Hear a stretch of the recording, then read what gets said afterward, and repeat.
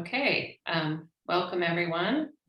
This is the South Pasadena Natural Resource and Environmental Commission meeting for January 25th, 2022. And I would like to call this meeting to order at 7:01. We'll first begin by reading the statement of civility. As your appointed governing board, we will treat each other, members of the public, and city employees with patience, civility, and courtesy as a model of the same behavior we wish to reflect in South Pasadena for the conduct of all city business and community participation. The decisions made tonight will be for the benefit of the South Pasadena community and not for personal gain. And now I'll read our notice on public participation and accessibility. Pursuant to Government Code Section 54953, Subdivision E3, the meeting of the Natural Resources and Environmental Commission for January 25th, 2022 will be conducted remotely and held by video conference. Members of the public have the option to participate via Zoom using the following link, which is posted in the agenda. Go to the Zoom website and enter the Zoom meeting information accordingly, or click on the link provided in the agenda. You may listen to the meeting by calling 1-669-900-6833 and entering the Zoom meeting ID and passcode when prompted to do so. Those are both located in the agenda as well. For additional Zoom assistance with telephone audio, you may find your local number at the link provided. And for public comments and suggestions, the NRAC welcomes public input. If you would like to comment on any agenda item, members of the public may participate by means of one of the following options. Option 1, participants will be able to raise their hand using the Zoom icon during the meeting, and they will have their microphone unmuted during the comment portion of the agenda to speak for up to 3 minutes. Or option 2 is to email public comments to nrecpubliccomment@southpasadenaca.gov. And the public comments received in writing will not be read aloud at the meeting, but will be part of the meeting record. Written public comments will be uploaded online for public viewing under additional documents. There is no word limit on emailed public comments. Please make sure to indicate your name, which is optional, what agenda item you are submitting your public comment on, or if it is a general public comment, and 3, your comment. Public comments must be received by 12 p.m. on the day of the meeting, which is today, January 25th, to ensure adequate time to compile and post. Okay, so that's it for our pre-meeting announcements. And now we will have our roll call. All right, thank you, Chair Jones. I'll begin the roll call now. Commissioner Rona Bortz. Don't forget to vote. Aye. Thank you. Commissioner Michelle Hammond has an excused absence. Commissioner Casey Law. Here. Commissioner Bill Kelly. Here. Commissioner Michael Seagull. Here. And Chair Jones. Here. Council Liaison, Mayor Cacciati. Here. And staff present today, we have Ted Gerber, Public Works Director. Here. And myself, RP Kasparian. Thank you. Thank you, RP. And now everybody unmute yourself for the Pledge of Allegiance. I'll lead us. I pledge allegiance to the flag of the United States of America and to the republic for which it stands, one nation, under God, indivisible, with liberty and justice for all. I almost forgot a line in there. Okay. Public comment and suggestions. So I already read this, so. So we We did receive a few written public comments for general items, which you all have received before the meeting. Those comments will also be published online as additional documents. They will not be read out loud during this meeting. I will give some of our attendees a few seconds to raise their hand if they have any general public comments. These are comments on anything that we don't have on the agenda today. Okay, seeing that there are no hands raised, I can conclude that we have no general public comments. Okay, thank you, Arpy. Now our first and only action item is the approval of the meeting minutes for December 6th. Do I have a motion to approve? Oh, first of all, are there any comments or edits to the meeting minutes? We did not have any written public comments for this item. I'll give a few seconds for anyone, any of the participants to raise their hand if they have a comment on the approval of the minutes action item. I don't see any raised hands. Okay. Do I have a motion to approve? I'll move approval. I'll second that. Okay, can I get a roll call, please? All right. Okay, motion by Commissioner Kelly and seconded by Commissioner Law to approve the minutes of December 6, 2021. Commissioner Bortz, Yes. Commissioner Law, Yes. Commissioner Kelly, Yes. Commissioner Seagull, Yes. and Chair Jones. Yes. All right, motion passes. Thank you.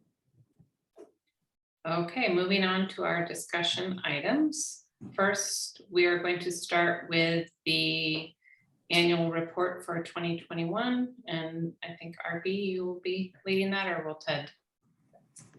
I'll take the annual report and then we'll have Ted move on to the second discussion item. Okay. So every year our commissioners put together an annual report, and this basically summarizes everything that we've accomplished in the year. With NREC, we also have a little message from the chair, or you can have a message from the whole commission. And then we also list all of the tree hearings we also had throughout the year, since NREC serves as our tree board. This year, I wanted to reach out to the commissioners and see if anybody would like to assist and work with city staff to put the annual report together. It would likely consist of going through our 2021 minutes and putting together a few sentences of all of the things that we've accomplished in 2021. Anyone have any questions, or is there anyone who would like to work on this item for the commission? I started to do it before the holidays. Okay. So I'd be happy to just finish that up. For the message or the with the report? message. Gotcha. Okay. So, I mean, if anybody else wants to do it, great. But since it was supposed to be done pre-holidays and then you told me to put it on hold, I Yeah. put everything on hold. So I'll have to dig that up. But I'd be happy to finish that unless somebody else is chomping at the bit to do that. All right, we will have our message from Chair Jones. Anyone else have any questions or would like to assist with this project? When is it due, Arpy? It would likely be due February or March. We're still waiting on hearing back. That'll tie a little bit into the item I'm going to talk about. Yeah. Too.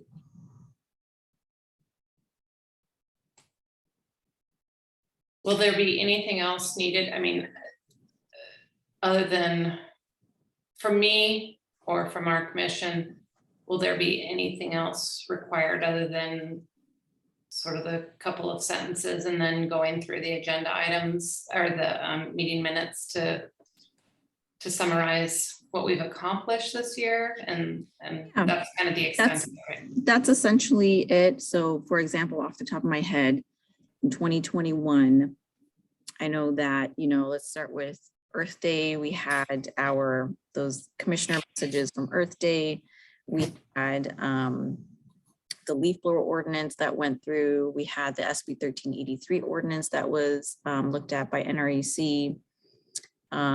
We had a very good discussion on the cool roofs codes that we have in the city.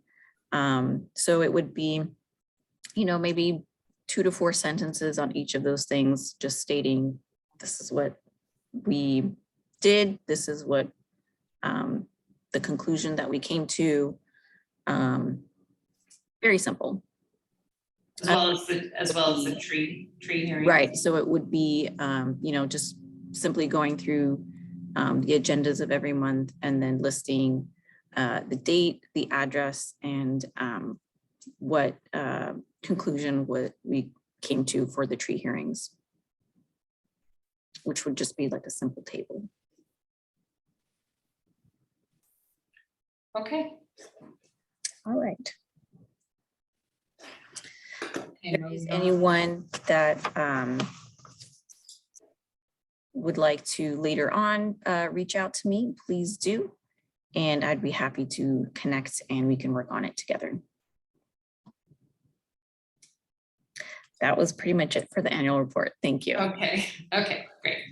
So now we're gonna move on to the strategic plan review and the development of our 2022 work plan for NREC. Sorry, just Okay. back real quick to that item, just for the record, I wanted to give our participants a few seconds, just in case anyone had Okay. public comments on our 2021 annual report. Okay, I don't see any raised hands. We can move forward. Thank you. Okay, I'll jump in on item number 4, strategic plan review and development of 2022 work plan. So as many of you in the community know, certainly the commissioners here know, because the city communicated this with you, the city will be going through a evaluation of all commissions. This isn't something that's out of the ordinary. It's actually written into the municipal code that periodically the city manager's office will assess the effectiveness of commissions and have a consideration for the analysis of how they're made up and how they operate. So this assessment, it's scheduled to be a special meeting with the council, I think in February, but it kicks off actually tomorrow evening with a community meeting. And the information for that is on our website. So I'm going to share my screen here to show that. Arpi, do you mind turning on the screen sharing for me on that? Would you like me to share it for you, or would you like to share? You could let me share, because Or you then I can can- show the strategic plan also. Thank you. You got it. One moment.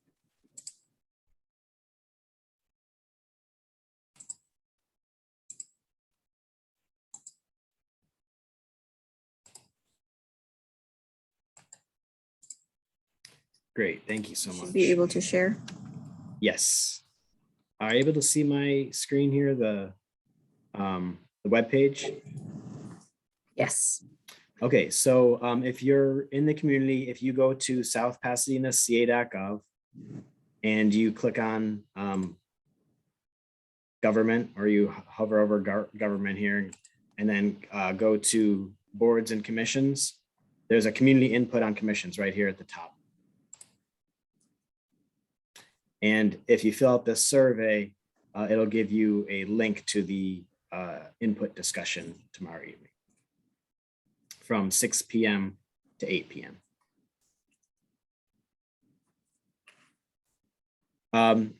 Now, with that said, as the council members review all the city commissions and give their input, it's possible, and we expect there'll be some restructuring, not necessarily of this commission, but of how commissions may operate in general. So again, there's no expectation that there will be any restructuring for this commission. There's been some recommendations placed in an earlier public works assessment for some of the other commissions that Public Works works with, but nothing necessarily for this commission. What may change is how the schedules are structured for how commissions operate. So last year, you had a 2021 work plan. It was set against in line with the calendar year from January to December. However, what we're finding is that the work plan doesn't necessarily line up with the annual budget process, which is really important in order for us to actually appropriate and allocate funds to conduct some of the work plan items that are on that list. So that's one thing. Also, the annual report process for commissions doesn't line up with how City Council would also conduct that budget process, and to a smaller extent for NRAC, it's not as related to capital improvement projects as some of the other commissions are, but there are some sustainability capital improvement projects, and that is also on a fiscal year schedule. So again, we don't expect there to be much change to the structure, but we do expect there to be some changes to how the schedules work. And so to answer the question about when annual reports are due, we expect that process to be a little bit more defined with this council evaluation. My understanding is in the past, one or more of the commissioners would come to City Council and sort of present what the accomplishments were for the year. And we don't have a schedule for that, when that would happen yet. And so therefore we don't exactly know when we're going to wrap up the annual report, but it's good for us to get started. And the same thing goes for the work plan. This year may be different than previous years because there's a real effort for us to align not the work plan, not just with our budget calendar, but also our new strategic plan, which was just adopted this past December. And that is also takes into account goals for the fiscal year. And I'm going to walk through that plan in a moment.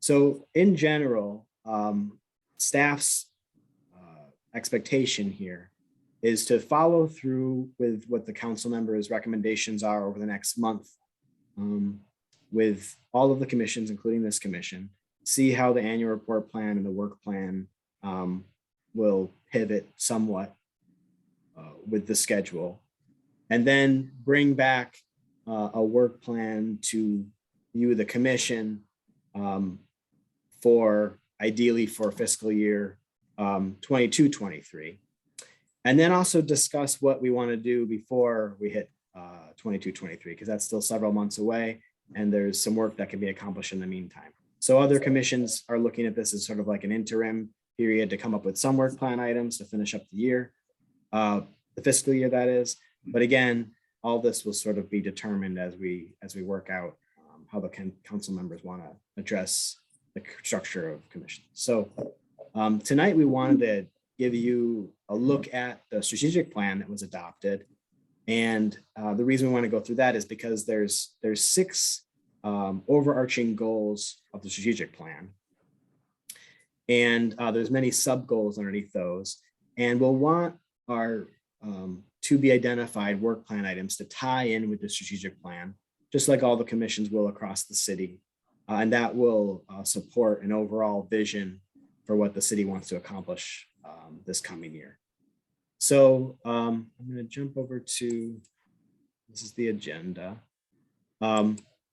Here I have the City Council staff report from December 15th. It's on our city website, item number 20. And we'll certainly post this as an additional document with our minutes and things like that on our NRC website. But you could access this now if you like. I'm gonna slowly go through it, so so there's no need to pull it up on your own screen. But this is the approved strategic plan, and the staff report here identifies the 6 overarching goals, priorities for the strategic plan. You'll see the first one's very much related to fiscal policy, second, economic development, third, emergency preparedness. And I'm kind of skipping through those because the one that most directly impacts this commission is the 4th one, enhance community sustainability through investment in infrastructure and environmental management programs. Number 5 is related to housing, and then number 6 is related to customer service.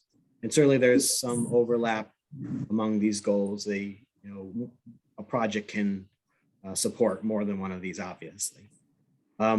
So as I scroll down here past the staff report, and we actually get into the actual strategic plan.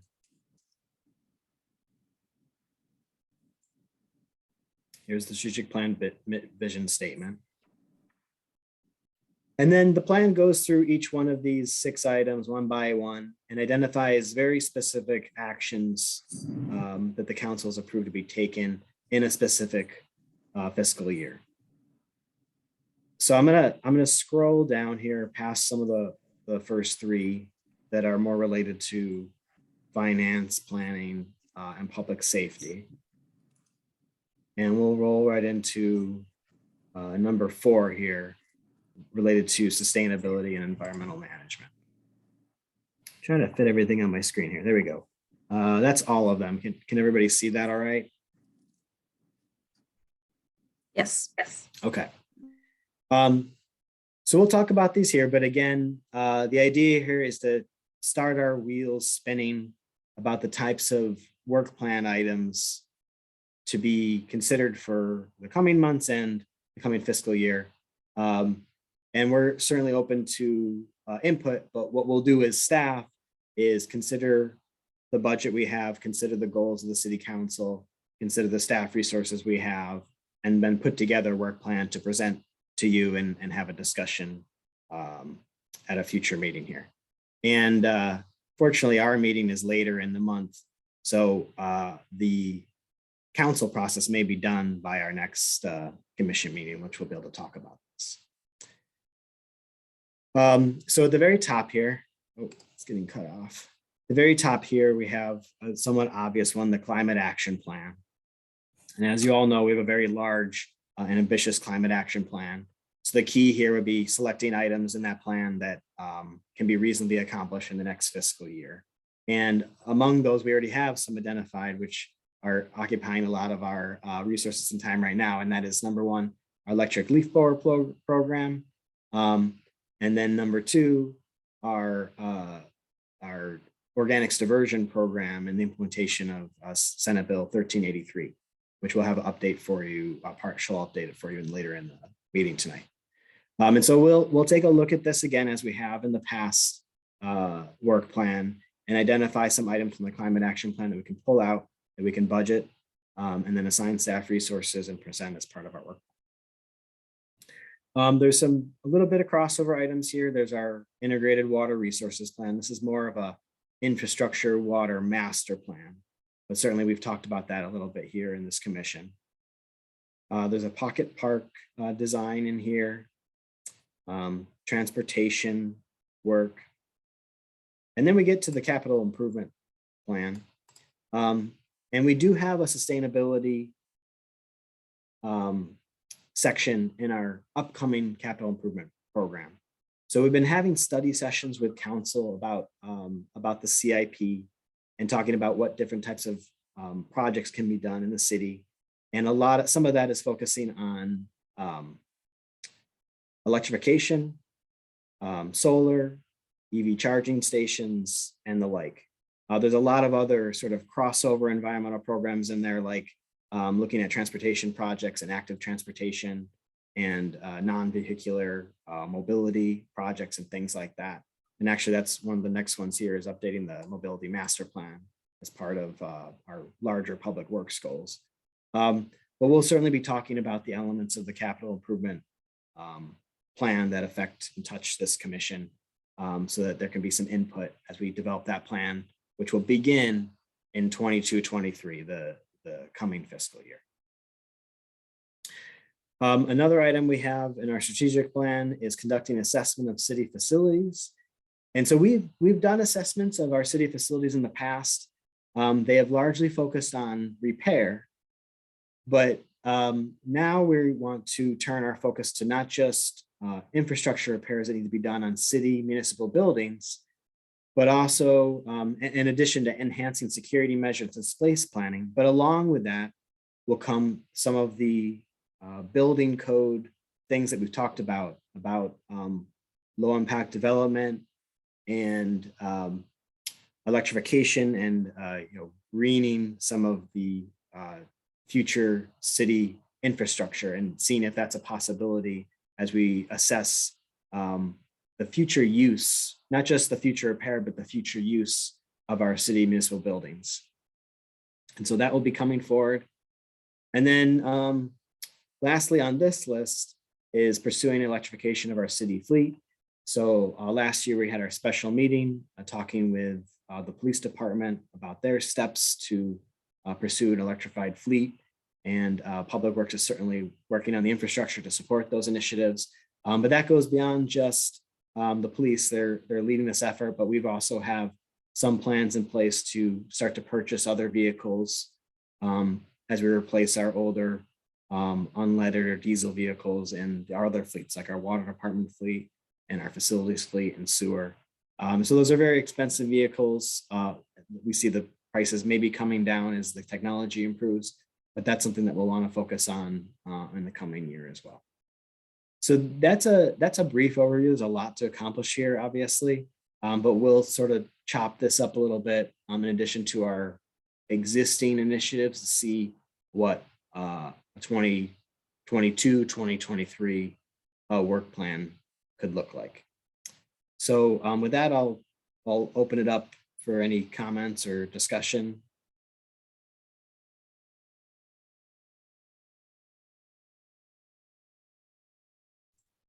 I had a question. Yes, go ahead, Commissioner Long. Sorry, a bit of feedback there.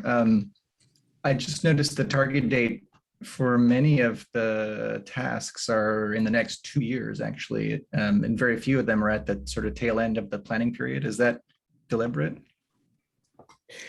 Yes. So, I mean, the reason really the climate action plan is the one that's kind of out there is because there's so many tasks to accomplish in the climate action plan that we can really only bite off so much with our current resources. But yeah, I mean, one thing that we express with the with our study sessions with council on the capital improvement program is that though it's a 5-year program, we basically look out to 2027 for the capital improvement projects. We really only ask council to make a decision to adopt the first year. So really, we're not asking you to adopt a project that's going to happen in 2026 or 2027. We're giving you the information for a 5-year outlay so you can make the appropriate decisions about, well, how long is this project going to take? What's the total cost for the city over 5 years? But you're really making the decision about the first year, what is going to be appropriate in this year's budget. And that's kind of the idea here, is that the strategic plan will get reevaluated over time, and some projects can get started but can't finish this year. And so you might see them out farther, but it's really an annual evaluation, just like the work plan. And that's why they kind of go hand in hand in terms of their timeline. Okay, so the right way to think of this is the initiation of a decision, and what comes up on our work plan is the year that it comes up on the work plan is the year that's listed here. Yeah, exactly. And so we hope to address this sort of, if the council decides to reorient the work plan into the fiscal year process, then we'll come up with an interim several month solution of a work plan, and then we'll implement like an annual fiscal work plan. Our first one would be 22-23. Okay, thank you.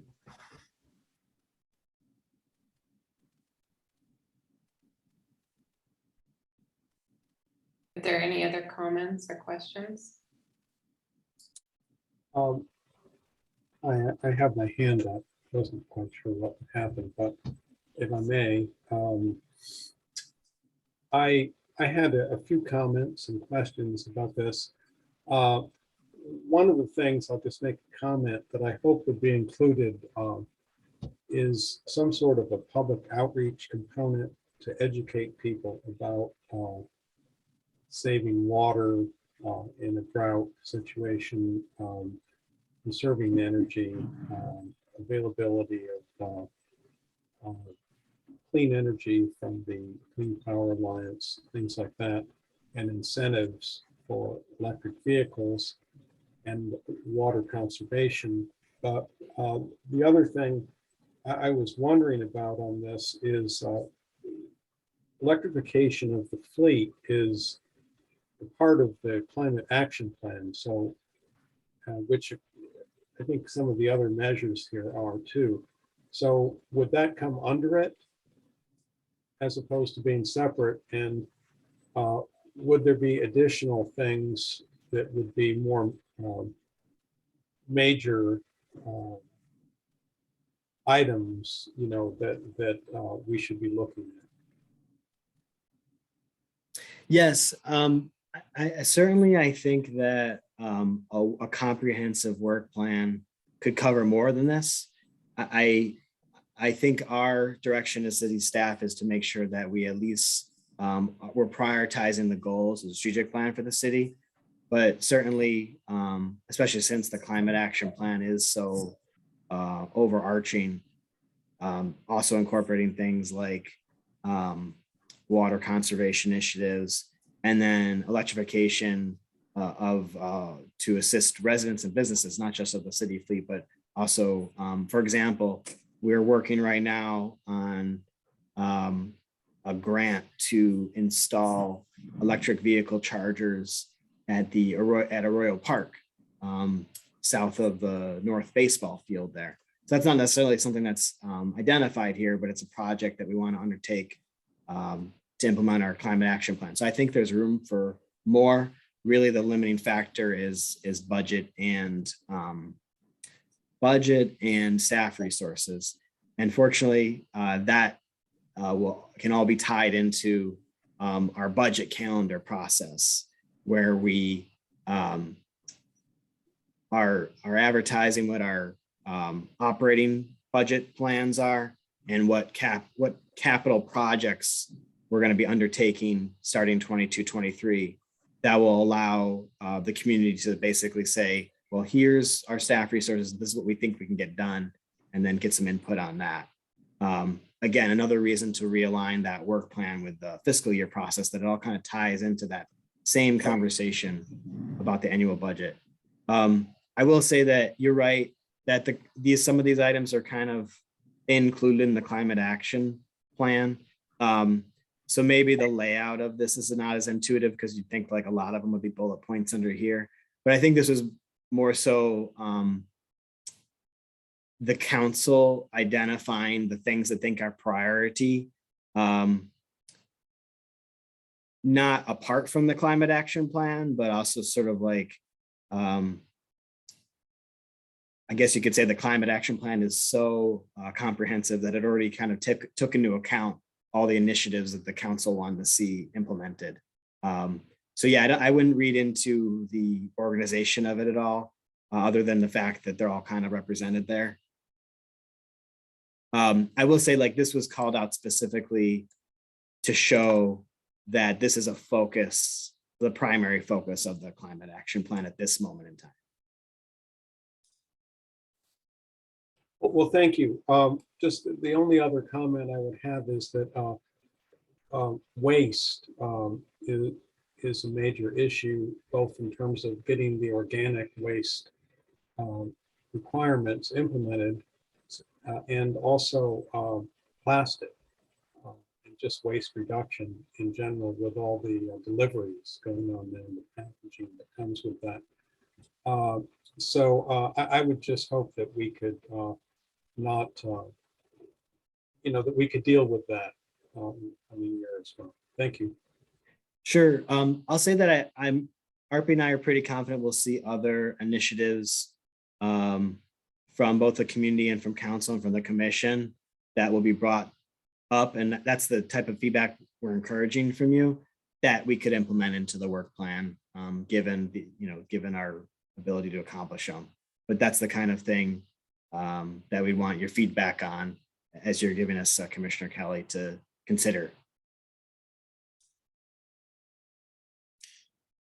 I would like to make a comment as well. I think I am in total agreement with Commissioner Kelly that the we need to have, especially since this is going to 2026, we definitely need to take a more serious look at our single-use plastic initiative we tried to kick off, I think it was a year or two ago.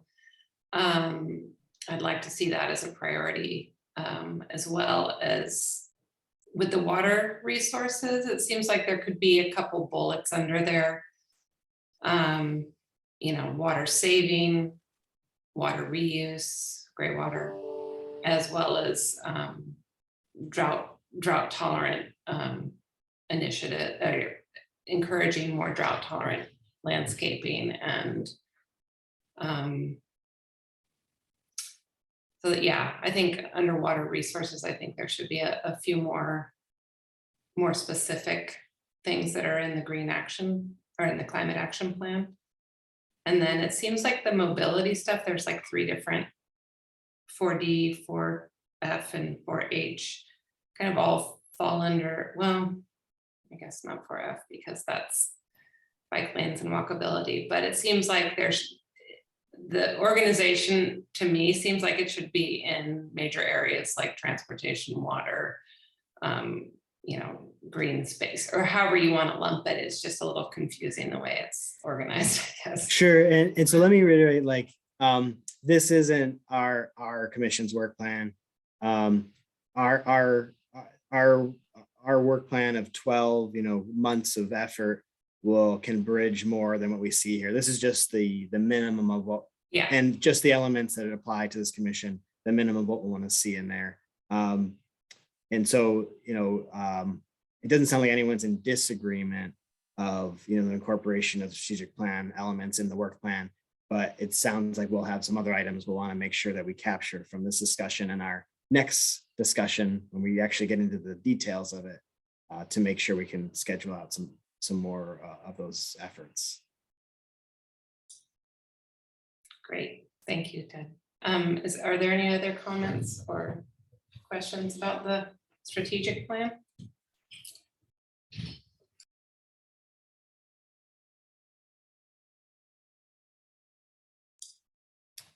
Okay, thank you. I also do not see any hands raised from our participants, so no public comment on this item as well. So will we be working now on the development of our work plan, or is that for next meeting? So yeah, we've kind of putting that till next meeting, given how the commission review works out. Maybe no changes, and then we develop a calendar year 2022 work plan as we would have expected to do anyway.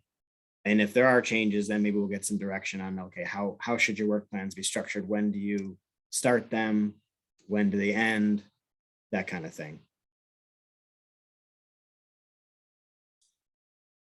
So to answer your question, Chair Jones, RP and I will start taking the input from today, outlining them, taking our direction from strategic plan, and again, looking at our budget, looking at our resources, and sort of mapping out the work plan for the year, and bring that back to the commission.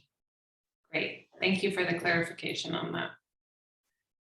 Okay, if there's no more comments or questions, I think we'll move on to the next discussion item, which is the selection of officers. So I'll actually take this item also, RP, if you don't mind.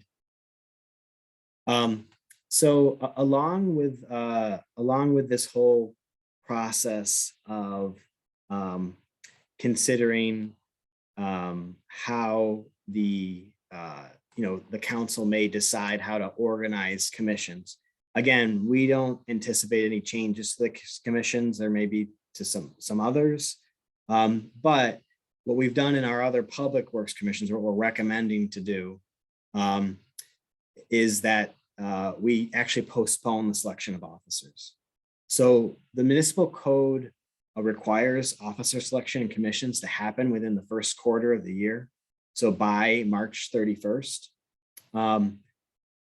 you certainly don't have to follow our recommendation, but given that there's a reevaluation of how things might look in another month, We're recommending, staff's recommending that you see how this works out and then wait towards the end of that required period, which could be the commission's March meeting, to decide how to move forward with officer selection.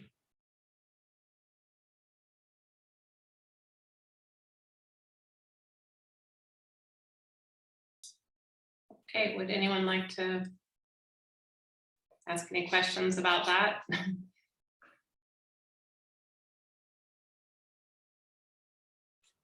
Well, it seems to make sense to me.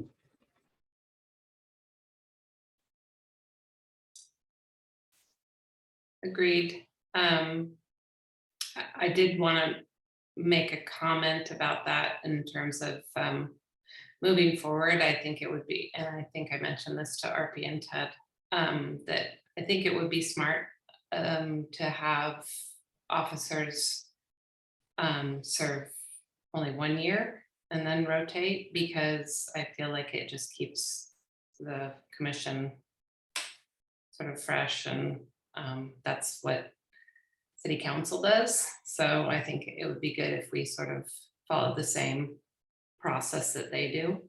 That's just my suggestion. So for those of you interested in chairing this coming year, be happy to nominate you. That would be definitely a helpful comment to add to the survey for the commission evaluation. I'm sure that they'd love to hear something, that kind of feedback. I'll happily put that in there. Does anybody else have any comments about that?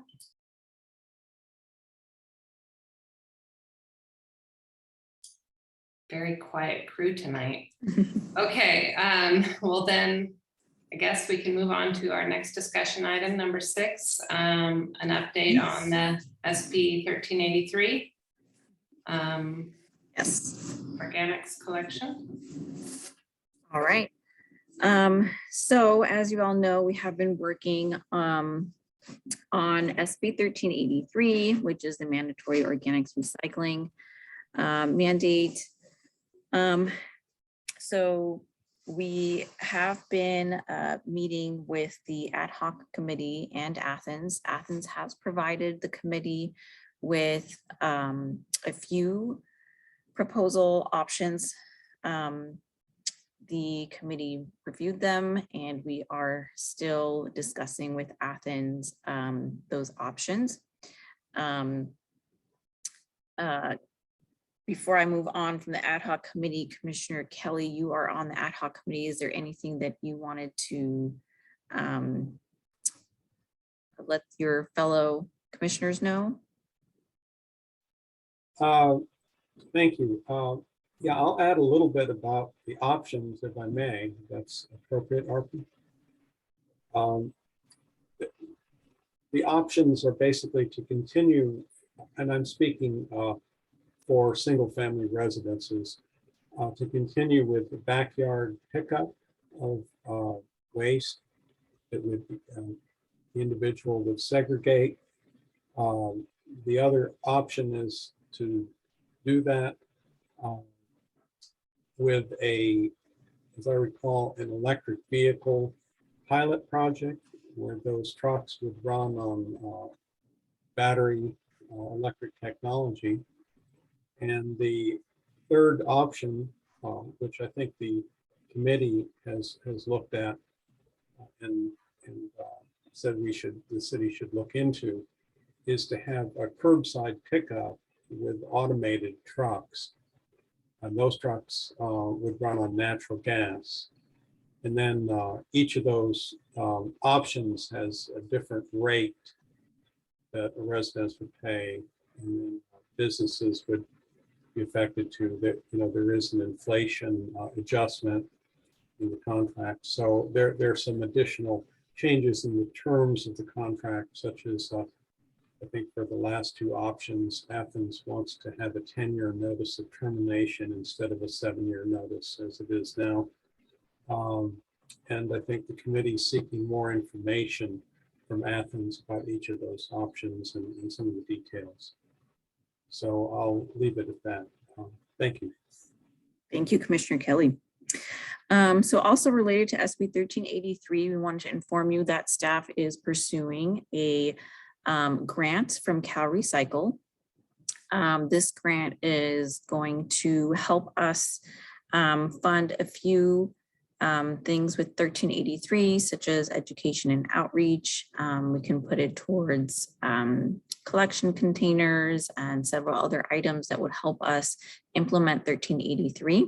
So we will bring you more detail on that later, but staff is working on a Cal Recycle grant for 1383. We have, though we are still, Hi, RB. yes. I just noticed that Commissioner Seagull is in the waiting room or in the other attendee list. And Oh, I'm sorry. Give me one moment, everyone.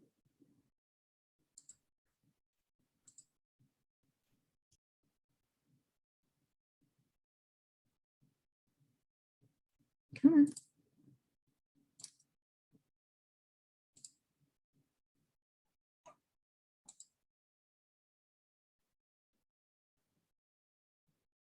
Okay, Commissioner Seagull, if you see that there should be a prompt saying that, there we go. Okay.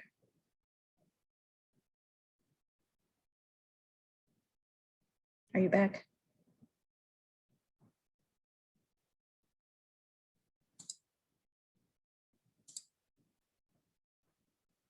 Okay, I see you're back.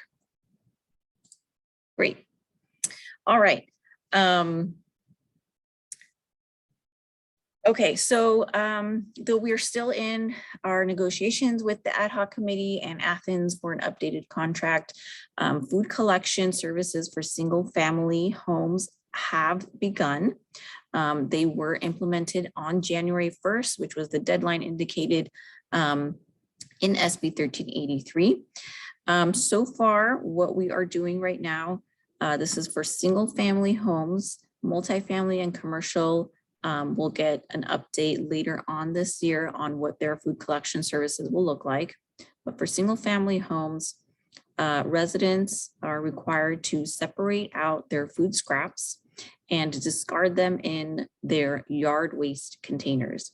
So essentially the only thing that's changing for now is instead of discarding the food scraps in your regular trash can, you're separating them out and discarding them with your yard waste.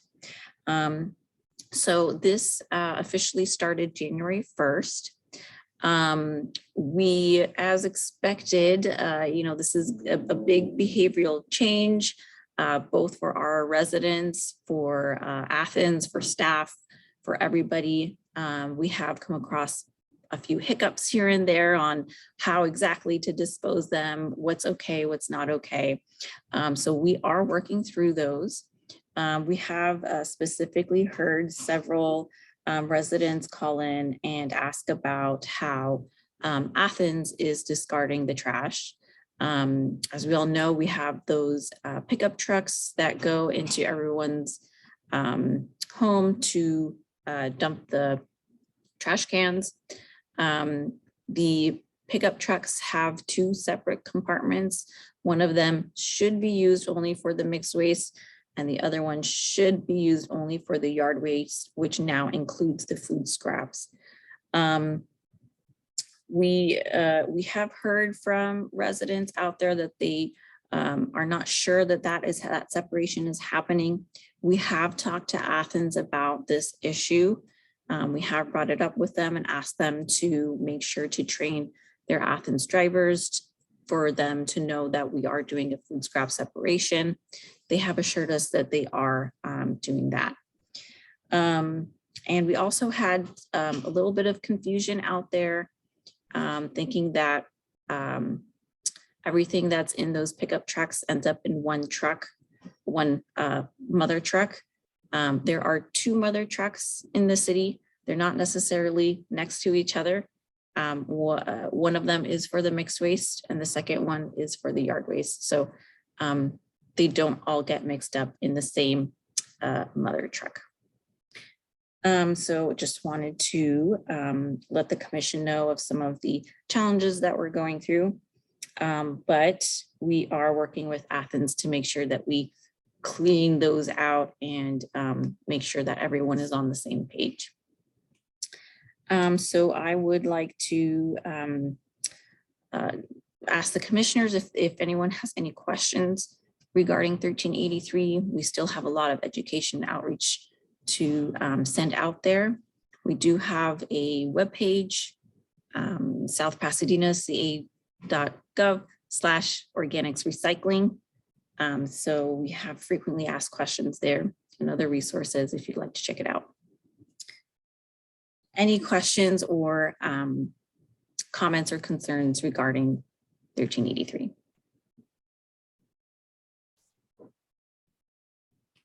I had a quick question. I Yes. couldn't remember if there was a postponement in the full enforcement of the 1383, or is it just on the nominal schedule of a 1-year break-in period? Right. So SB 619 did pass, which gives jurisdictions an extra year till the end of 2023 instead of to the end of 2022 instead of the end of 2021, so that the city is compliant with all of the requirements of 1383, mainly passing the ordinance and starting those collection services. As far as we know, and I actually just had a call with Cal Recycle today, this city does not need to apply for any type of extension. We did have our ordinance passed last year. We are meeting the edible food recovery requirements. We have our collection started. We have a few loose ends to tie up, especially with this ad hoc committee. But seeing that we are currently working on it and we will be coming to an end on that soon, we do not need to get an extension from Cal Recycle. If you're talking about penalties, like for example, for residents or commercial, those are delayed until 2024, as stated in our ordinance. Yeah, I was thinking about the serious part of it. Yeah, thank you. Okay.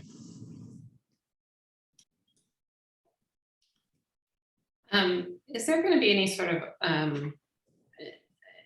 independent organization that's going to oversee sort of the not the implementation, but I guess the following of this in terms of, you know, making sure that Athens or any other haulers are actually, I mean, yeah, we have citizens out there that are concerned and see things happening and try to report them, but there's no oversight in terms of assuring that we're in compliance and that Athens is in compliance. And so I would be curious to know if like Cal Recycle or any of these organizations has the ability to do like an assessment to see if we're effectively accomplishing what we're supposed to be doing. Yes, definitely. So Cal Recycle, one of the requirements of 1383 is that all waste haulers perform waste characterization studies, and I believe they're supposed to do them quarterly, and they are supposed to report that data to Cal Recycle. So that data would clearly show whether the diversion rates are accurate or not. So we do have Cal Recycle who is, you know, watching over us, the city and the hauler, to make sure that we are reaching our diversion goals. I guess my concern is their self-reporting. It's not being evaluated by an outside organization. So, I mean, is that normal? Yeah, I think that it would be okay. It's not something that's, the reporting happens, you know, they do waste characterizations all the time. It's a normal thing. We do that every year anyway. We report to Cal Recycle what our diversion rates are. So I actually think that Athens has a consultant, I believe SCS Engineers does their reporting for them. So yeah, if you're asking if we should trust Athens with their reporting, I think we're okay. Also, it could be that, like Arpi was mentioning about the city's compliance, we expect, there will be some level of a state audit at some point of what the city's doing. We could probably expect the same thing of Athens, but maybe we can come back with a little more information on what's expected, as far as the overarching plan for the future. Okay, I just wanted to make sure it was all sort of within the realm of typical. Yes. Are there any other questions from my fellow commissioners? Okay, and now I will give our participants a chance also to raise their hand if they have any public comments they'd like to make on this item.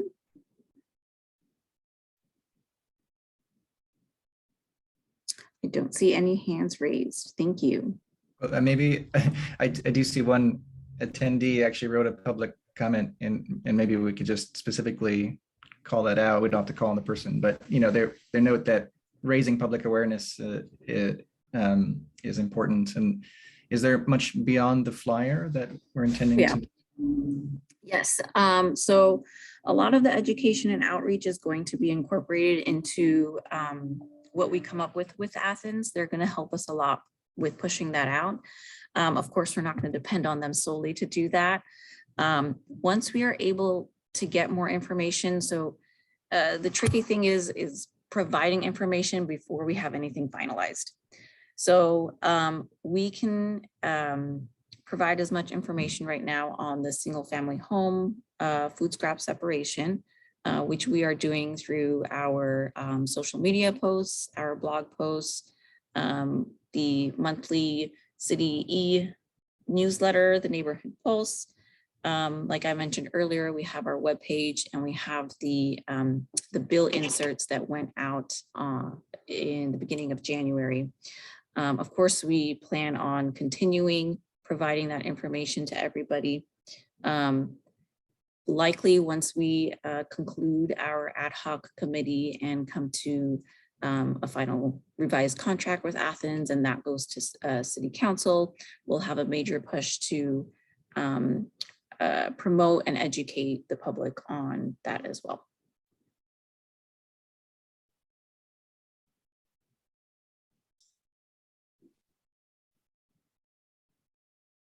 Okay. Are there any other questions?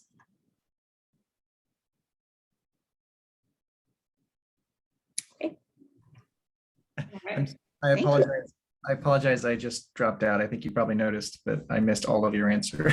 Oh no. Okay. I think as long as you were speaking to the public comment, that was probably helpful. Yes, there will be more outreach. A lot will come from Athens. A lot of it will come from us.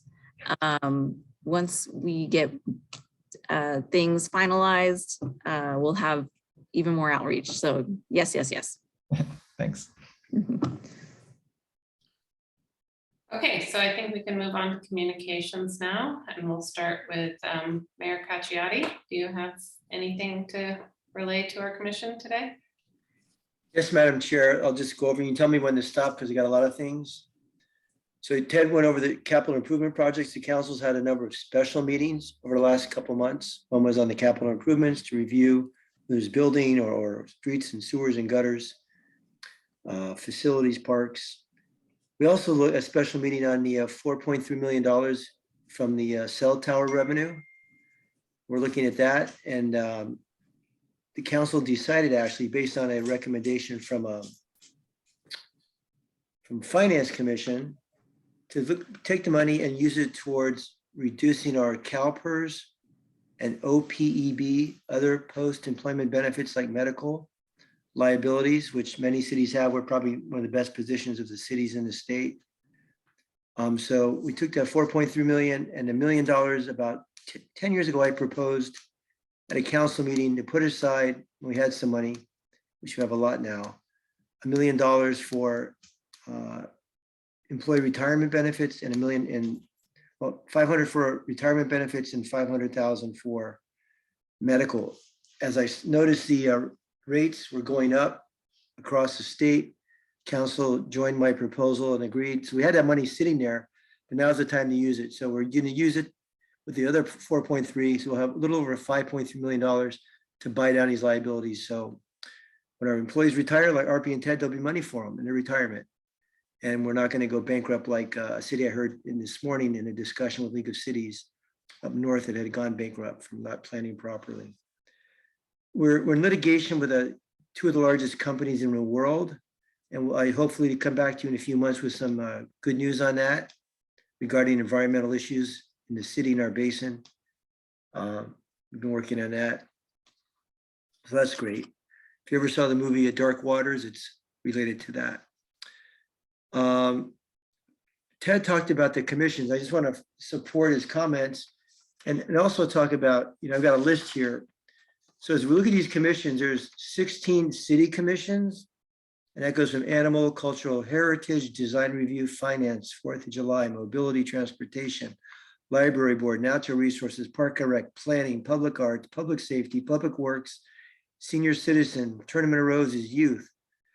In addition to those 16, which have to be staffed, are the ad hoc committees, which we've got 8. And a couple of these aren't, I don't think they're still going, but a couple aren't on there, like our ad hoc committee that Bill and Rona sit on. It's not on, should be added to this ad hoc of 8.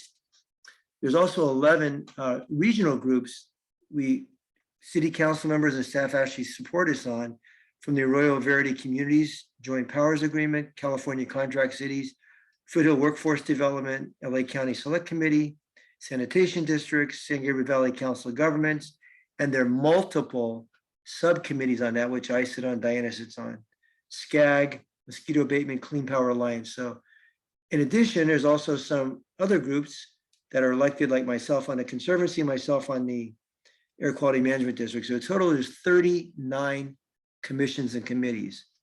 I guarantee you, as we've asked staff to come back, there's no city that is even close to us. The 34 cities I represent in the San Gabriel Valley on AQMD when I go to the meetings, there's nobody that compares.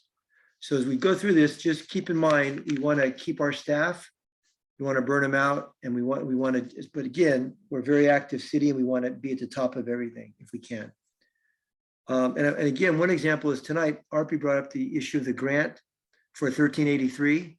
And again, these issues are brought up at COG meetings, and staff made a great decision here. They could have gone with a COG as a partnership on this grant, like we did before, but they made a great decision to go individually because they might not get lost in the COG, and COG's great, but this was a great choice. But again, it's from a regional committee. They're making a decision, and staff's got to apply for that grant by February 1st. And then we've got to take it to council. They got to do a staff report. So again, you see, every commission's got to see that we've got so much work, and so we've got to just manage it properly. And we can't, hopefully, not have so many commissions, but still get the work done.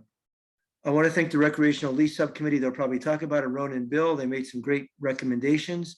Really hard work, a 3-hour grueling meeting with these consultants, but I'll let them talk about that, I hope. So the council approved your recommendation, Bill and Rona. Great job with that consultant. If you can just talk about it in your comments. I again attended virtually the Foothill Gold Line Construction Authority meeting. Good news, everything's on schedule.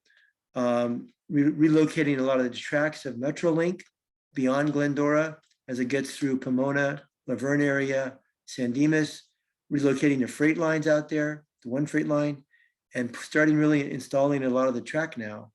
And we're moving quick. Some of the stations are getting some work, especially at Glendora. But heavy construction, bridge structures, almost every right-of-way crossing has been approved by PUC except one. So exciting again. Hopefully, as Omicron dies down, I really want to get you out to one of those site visits. One of the stations, be happy to do that. Public Works. As mayor this year, I'm going to do a couple of things differently. We're going to bring back the Merchants Minute, where the merchants have a chance to pick through the Chamber of Commerce, have a minute to talk about their business. We just did Kids Jewelry Heist last week. Great presentation by them on the video. We're also going to bring back the Pasadena Humane Society every couple months to do a pet adoption. which is really probably the most exciting thing at the meetings we had before. And today we kicked off, another thing I'm going to do is we're going to interview, we started actually our video interviews today. We're going to do each department every month. And you're going to learn about a city department, what they do, who's there. And we started off with Ted and Arpy at Public Works. So we went to the Garfield Reservoir where our new pretty much Public Works water staff and other staff are there, community service, community outreach. So you're going to see at the next council meeting, that little video with Ted, Arpy, and all the other members of our street crew or our water crew or sewer crew, introduction, their names, and a quick blurb of what they do.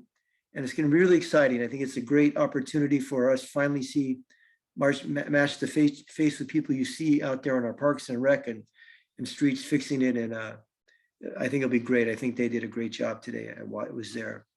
CARB, I testified last week for a couple hours at the CARB meeting for the second time in a couple months about their hundreds of millions of dollars they give away to for new technology projects for locomotives, heavy duty trucks, shore, ships, off-road construction equipment, and small off-road equipment like lawnmowers and leaf blowers. So they've got $30 million. I keep pushing them. When are we going to get it? And they're going through their rulemaking. They're going to determine how to hand that money out with everything else. And I find when I finally got to testify, I said, we need it soon. Our ordinance becomes effective October. They said they're going to get to it late summer. I'm trying to push for early summer, but they did comment. They've been spying on South Pasadena for years. They've heard what we're doing with lawn equipment or other technology. So they're really proud of us. So it's great that Sacramento is aware of what South Pasadena is doing. Let's see, last night it was 3-hour meeting for Santa Monica Mountains Conservancy from 6 to 9. Two very important things I wanted to stay to the end to testify on or support in voting. And one was $1 million for the Arroyo Seco in Pasadena. If you, a lot of you hike that. If you hike it, you know the trails are a little in disrepair and need a little improvement. Gets washed away, a little rough sometimes. Walking the dogs, riding the horses, or jogging. So we voted on it. We supported even Portantino from Sacramento testified. A couple others from Pasadena, former Mayor Bogard, and we approved $1 million for restoration of a lot of the trail in that part of Pasadena, just north of South Pass. And it's going to go to the, I believe it's one Arroyo that they started about a year or two ago. That's exciting. That was approved. And this is, I think, the most exciting is because the Conservancy started this about, several years ago. We put aside a couple $100,000. You've heard about the wildlife overcrossing on the 101. So that was us, the Conservancy, that started the idea. We've been pushing it. And actually last night, staff indicated they put out the request for proposals. We've got money. The governor put in $10 million to kind of get it over the edge. The Annenberg Foundation put in a lot of money. So it'll be, I believe, the name of Annenberg, something wildlife crossover. But really exciting out there. If you're in a couple of years, you'll see it. Caltrans approved everything. Once the bids come in, construction will start and designed and everything. So we're really excited about that. So the mountain lions, the snakes, everything will be able to get over the bridge safely and populate with Santa Susana mountain lions. Last Thursday evening, the COG had a meeting. I testified about the AQMD program for electric chargers. We give $250 off. If your income is low, we give you $500. 2 weeks ago, we had an AQMD meeting and big issues came up. We had a meeting with met with the environmental groups, Earth Justice, Sierra Club, what to do with the ports. Still the biggest polluters in our basin. Should we let them, should we enter an MOU with the ports to try to encourage them to clean things up without a hammer overhead? Or do we go to rulemaking right away? So we'll see what happens. We've given them 4 or 5 months to enter to negotiations with LA, Long Beach, with our entity. And there's a question whether we even have power over them. We'll see. We'll get sued no matter what.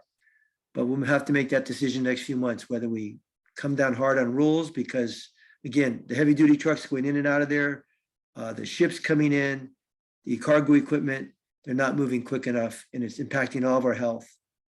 That's the, and I think that's it. Let me just last check, Madam Chair. I also chair the legislative committee for the AQMD, and we're really pushing the federal government. We've had meetings with EPA to really come down hard with a strong NOx rule on heavy duty trucks. Thank you, Madam Chair. Thank you, Mayor Cacciati. Let's move on to our commissioner communications. Let's start with Commissioner Bortz. Hi, Bill, I don't know if you were planning on giving a report since you're the chair for the ad hoc committee. I'll probably just let you do that. And I don't have really anything else today. Thanks. Thank you. Commissioner Kelly. Okay, well, I'll start with the ad hoc committee on the leased recreational facilities. The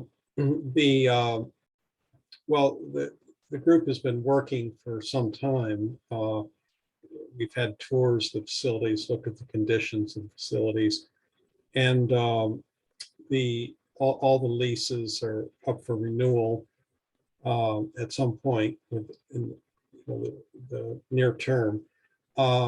So one of the chief focuses has been on the golf course and two aspects of it. One is the golf course operation, the other the restaurant. So the city has had an interest in upgrading the restaurant facility there and possibly with some sort of opportunity to have banquets. And it needs work, the facilities, themselves. And, I think all of you probably have been down there at one time or another.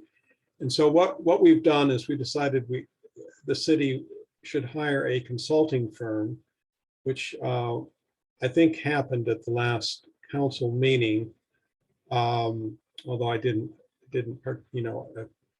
sit in on that meeting, but the firm, the contract is for about 19,000 and change. Will basically assess the facilities, what type of restaurant could go in there, what the city may need to do in terms of expenditures on the facilities, or the person that comes in to operate the restaurant would need to do, sort of how that could be, divided up. And I forget the term of the work, RB, but I think they're supposed to turn this around in fairly short order and help the city, I think, structure an RFP for, a restaurant operator. So that's the latest on that. The only other thing I had tonight is there have been a series of workshops on some water capture projects down in the Arroyo. I think that would be funded by county money. And I know that there are several people who've attended the workshops by the engineering company. And I think it might be good for our commission to hear a presentation and have at least a discussion item on those projects. I know Ted had mentioned them in passing at a prior meeting, but there are people in the community, as I understand it, who have specific ideas about things they'd like to see changed with the current plans, or considered at least. And I think it would be great if we could hear about them and have an opportunity to weigh in a little bit. So I would ask if it's appropriate, Amy and RP, that we have something like that on the next agenda if possible. Thank you. Thank you, Commissioner Kelly. Commissioner Seagull. Nothing at this time. Thank you. Okay, Commissioner Law. Yeah, I wanted to update briefly. I've been mentioning and discussing heat emergencies in the city for the past couple of meetings in my comments, and I think we've reached out to the public safety group and the police and the fire department, and we had some positive, response there, in the sense that there's a new planning process starting on their end that could start to incorporate more explicitly things like heat emergencies, which are not currently defined in the emergency operations plan. So that's positive development.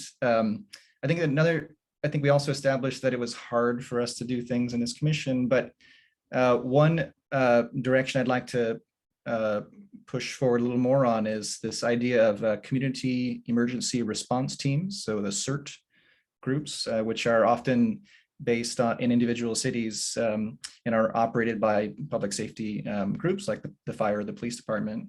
But try to get engaged with this process in our city and develop a group potentially who could specifically be interested in preparing for heat emergencies, which is something that we are potentially more familiar with than traditional roles, which are more about say earthquake or fire emergencies and that sort of thing. So I've reached out to the email address that's been advertised on the city website, cert@southpasadena.ca.gov, and have not received a response, but I will keep probing and seeing if we can develop a group here in the city. And if anyone has an interest in that or knows of the people behind that email address, I would be very happy to talk to you. That's all for me. Thank you. Thank you, Look Commissioner. into who should be receiving those CERT emails. Thank you. Okay, the only comment I had was in regards to what Commissioner Kelly mentioned and what the comment we received from Barbara Eisenstein, who is part of the Friends of the South Pasadena Nature Park, and it's regarding the water projects in the Arroyo as well. I actually was unaware of this project, and after reading her letter and her comments, that's really the only background I have. So I too think that our commission should have a presentation on this and be able to provide a little feedback. It does, from her description, feel like a pretty heavy-handed engineered approach, and it would be nice to get some more, a biologist or some environmental scientists involved to see if there's ways to create water systems that are less heavy in infrastructure, built infrastructure, and more sort of long-term sustainable. Because it does seem like having a constructed wetland that we have to pump water into isn't sort of in line with what our water budget can withstand at this point. So at any rate, those are just my 2 cents on it. And if we could look at having this on as a discussion item in the future, that would be great. Okay. Hold on. We have our staff liaison communications. All right. So not too much, just wanted to reiterate about the community input survey for our commissions. I will email that link out to all of you tomorrow. And the survey will be open until the 28th. Once you complete the survey, you will get a Zoom link for the virtual meeting that is taking place tomorrow at 6 p.m. So please do complete that survey as soon as you can. And then I also wanted to let the commission know that we do have an item that will be going to City Council in February regarding the Clean Power Alliance. And we have an interest to upgrade our commercial sector's default option to 100% green power. So just to briefly give some background, as you all know, we are part of the Clean Power Alliance. We get our energy, we get renewable energy sources from CPA delivered through Southern California Edison. Our residents are defaulted with the 100% green energy. However, our commercial sector has a default at our 50% clean energy. And what we are trying to do is upgrade that to 100%. So that is going to City Council on February 16th. If you'd like to submit any public comments or reach out if you have any questions, I'd be more than happy to help you with that. Everyone, all customers are able to opt out of that if that's not something that they are looking for. We have done a little bit of work on the numbers there, and it looks like on average, it's going to be about a $5 per month increase for businesses, for a typical small business in South Pasadena. So we're thinking that that is a small price to pay for the environmental impact that it's going to have. So keep an eye out for that City Council item, February 16th, and we welcome your public input on that. And then lastly, Ted, did you want to give an update on our chargers? Yes, I was just going to give a quick update on one of our current sustainability projects, and that is replacing the electric vehicle charger in the city staff lot. At the moment, we have just two trickle chargers where one of our city owned vehicles is charged up there, and then city staff use that charger as well. But as we know, with these level 1 trickle chargers, it can take hours and hours and hours to actually get a substantial charge. And so through a grant through from the South Coast Air Quality Management District, specifically the Mobile Source Reduction Committee, this is the same grant that sponsored the city to buy several Bolt vehicles. We'll be installing a level 3 charger. We've talked about this project in the past, but actually now we're entering the permitting phase with the city to actually start construction soon. And so that's one of our, we're excited about that project. And you'll hear more about this too. One of our grant requirements is to conduct a outreach program. And so we'll put all of our information about this out on our city channel resources. One other comment, I'll address the earlier comments about the Arroyo Seco projects. So we did have some community outreach meetings about the conceptual plans for those projects. I will say those projects are, fortunately or unfortunately, how you look at it, years away. This step right now is just to attempt to get funding. So we're seeking Measure W, Safe Clean Water Program, LA County funding in the millions of dollars for these projects. And that funding application is due in July of this year. And then after we submit that funding application, we would go through a long process with the Watershed Area Steering Committee to hopefully receive a funding agreement the following year in which we could actually start the project. And then it would go into a formal design phase where we would really take a look at how this would be designed. There'd be plenty of public outreach stages there. And yes, including this commission, we had fully planned on involving this commission in that project. But at this early stage, we have to finish a feasibility study, which is basically a conceptual idea of what the projects could look like, so that the committee will vote in our favor to award funding. Now, there's a lot of elements to how that scoring works with the Watershed Area Steering Committee. And a lot of it has to do with not just the nature-based solutions, but how much water can be recovered, how much space is used for public use, and which types of communities get to use that area. So there's a lot of things to consider here. And we've been, we very much listened to the comments from the community.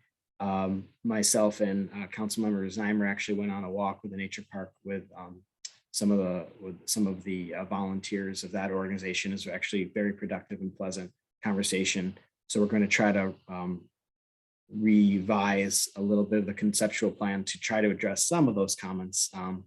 But I'd be more than happy to bring back a item on our next meeting to give you a little bit more insight on how those conceptual plans look early on as we're considering the funding opportunity, and not necessarily how they will actually look when they get constructed. Of course, this, as I said, this commission would be quite involved in how those looks because they're so important and integrated into the environment in South Pasadena.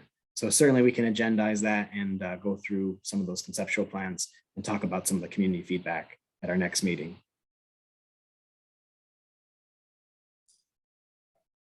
Great. Thank you, Ted, for addressing that. Appreciate it.